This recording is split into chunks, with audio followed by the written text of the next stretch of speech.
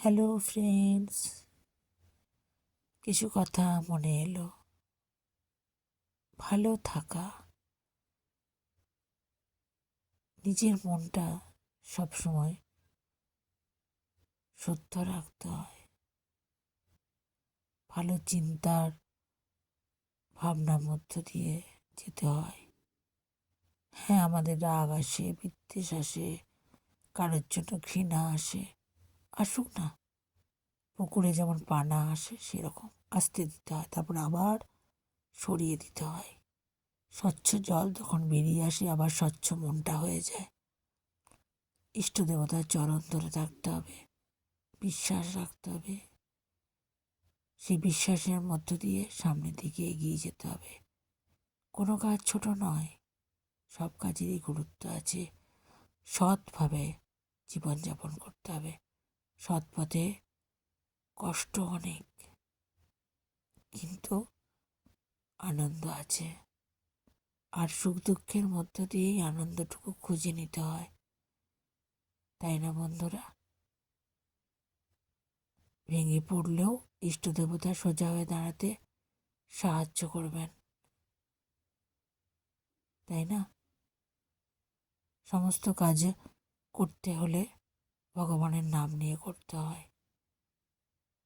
যে কোনো কাজ, ফুল তোলাই বলুন, ঝাঁট দেওয়াই বলুন, বাড়ির যে কোনো কাজ, অবসর টাইমে যার যার শখ আছে, যেমন গান করা, সেলাই করা, গান লেখা, গল্প লেখা এটসেট্রা, এগুলো মধ্য দিয়ে ভগবানকেই স্মরণ করতে হয় যে ভগবান এই গুণটা দিয়েছে বলেই আমি করতে পারছি, এটা ভাবতে হবে।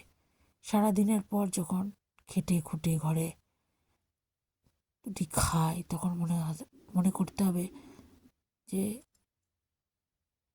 ঈশ্বরই আমাদের এই খাবার জুটিয়ে দিচ্ছেন। সারাদিন নানা রকম কাজের মধ্যে দিয়ে জীবনযাপন করতে হয়, দেখবেন কত আনন্দ পাবেন। কেউ কিন্তু খারাপ নয়, সবাই কিন্তু ভালো হয়েই জন্মায়। পরিস্থিতি মানুষকে নানা পথে পরিচালিত করে, তাই না? সবাই আমরা ভগবানের সন্তান। ভগবান সবার মধ্য দিয়েই বিরাজ করেন। সবাইকে নিয়েই পথ চলা। হ্যাঁ, সবার সাথে মানিয়ে নেওয়া বা সবাইকে সবসময় নিয়ে চলা যায় না। কিছু কিছু ক্ষেত্রে সরে আসতে হয়, এড়িয়ে যেতে হয়। ভগবান যাকে ভালোবাসবেন, যাকে শাস্তি দেওয়ার শাস্তি দেবেন, কিন্তু সেটাও কিন্তু তাকে উদ্ধার করার জন্য, আর কিন্তু কিছু নয়। জানেন তো, শ্রীকৃষ্ণ কংসকে বধ করেছিলেন, তাকে উদ্ধার করেছিলেন, ধর্মের স্থাপন করেছিলেন, তাই না বন্ধুরা? ছোট্ট ছোট্ট আনন্দের মধ্য দিয়ে